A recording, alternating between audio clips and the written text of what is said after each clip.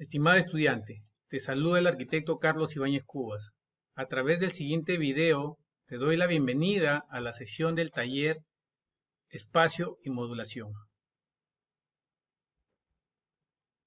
A continuación desarrollaremos el tema La forma, cuyo objetivo es concebir el proceso de diseño, partiendo de la creatividad, conociendo la versatilidad de los objetos en lo funcional y en lo estético. Cuando la línea, el plano y el volumen se hacen visibles al ojo sobre una hoja de papel, estos elementos se convierten en formas dotadas de características, de propiedades. La forma es la característica primaria para identificar un volumen. La componen los contornos e interrelaciones de los planos que definen los límites del mismo. Es la configuración externa de algo. Las propiedades visuales de la forma son contorno, tamaño, color y textura. A continuación pasamos a analizar cada uno de ellos. El contorno es la principal característica distintiva de las formas. Lo constituyen una o varias líneas. Esta separa la forma principal del fondo. Es el fruto de la específica configuración de las superficies y aristas de las formas. El tamaño. Hablar de tamaño es hablar de longitud, de ancho, de profundidad. Mientras estas definen las proporciones de una forma, su escala está determinada por el tamaño en relación con las otras formas del mismo contexto. El color es el matiz, la intensidad y el valor de tono que posee la superficie de una forma. El 80% de la información que recibimos son de naturaleza óptica y el 20% se refiere al color. Tiene una afinidad intensa con las emociones. Textura. La característica superficial de una forma. Es el paso de una superficie uniforme a una superficie animada por figuras. La textura está relacionada con la composición de una sustancia a través de variaciones diminutas en la superficie del material y debe servir como una experiencia sensitiva, por lo que cuando utilizamos texturas en nuestros diseños nos acercamos a la parte sensible del espectador. ¿Cuáles son estas formas básicas? El círculo es el conjunto de puntos dispuestos y equilibrados por igual en torno a otro punto central. El triángulo, que es la figura de tres lados que forman tres ángulos. El cuadrado, que es la figura de cuatro lados iguales y cuatro ángulos rectos. ¿Cuáles son los sólidos primarios? Tenemos la esfera, el cilindro, el cono, la pirámide y el cubo. Clasificación de las formas. Tenemos formas regulares cuando sus partes se relacionan entre sí ordenadamente. Generalmente son simétricas respecto a uno o más ejes. Regularidad formal cuando se mantiene al alterar dimensiones y al agregar o sustraer elementos. Formas irregulares cuando sus partes son desiguales, son por lo general asimétricas y más dinámicas que las regulares. Llenos y vacíos. Las formas regulares pueden estar contenidas en las irregulares y viceversa. La formación de la forma. Cualquier forma es susceptible de ser percibida como una transformación de los sólidos platónicos, variaciones fruto de la manipulación dimensional o de la adición o sustracción de elementos. Transformaciones dimensionales. Es cuando una forma puede transformarse mediante la modificación de sus dimensiones, pero por ello no pierde su identidad de familia geométrica. ¿Cómo se logra? La esfera puede ser transformada en un número ilimitado de formas ovoides o elipsoidales, alargándola según uno de sus ejes.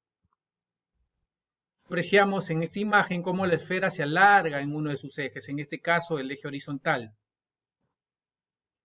La pirámide Una forma piramidal puede ser transformada al modificar las dimensiones de su base, al variar la altura de su vértice o al ser este desplazado de su eje vertical perpendicular. En esta imagen podemos ver cómo esta pirámide o estas pirámides se modifican en sus dimensiones. El cubo. Un cubo puede ser transformado en cualquier otra forma primática rectangular mediante el alargamiento o acortamiento de su altura, profundidad o anchura. Aquí apreciamos cómo el cubo se transforma mediante el alargamiento. Transformaciones sustractivas.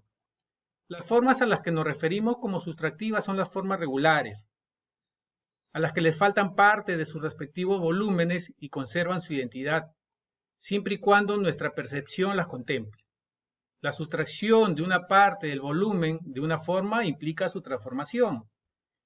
El alcance de una sustracción condiciona que la forma conserve su identidad original o por el contrario la pierda y cambie de familia geométrica. En esta imagen apreciamos que este volumen ha sufrido una transformación sustractiva. ¿Cómo se logra? Si un volumen está parcialmente oculto a nuestra vista, nuestro cerebro tiende a completar la forma, como si lo percibiéramos totalmente. Aquí, por ejemplo, apreciamos en esta imagen y vemos que nuestro cerebro tiende a contemplar esta imagen.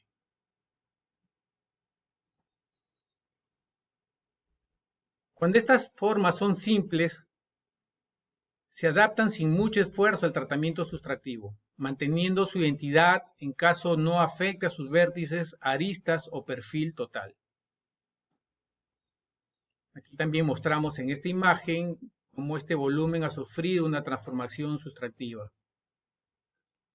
La ambigüedad relativa a la identidad formal inicial será originada por una sustracción que afecta a las aristas o al perfil.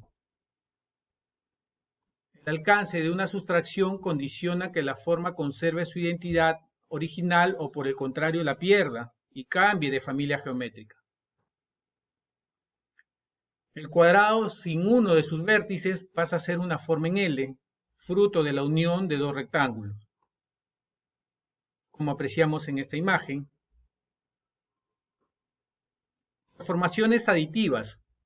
Son las adiciones de elementos a su volumen inicial. La naturaleza de tal proceso aditivo supondrá la conservación o modificación de la identidad original de la forma.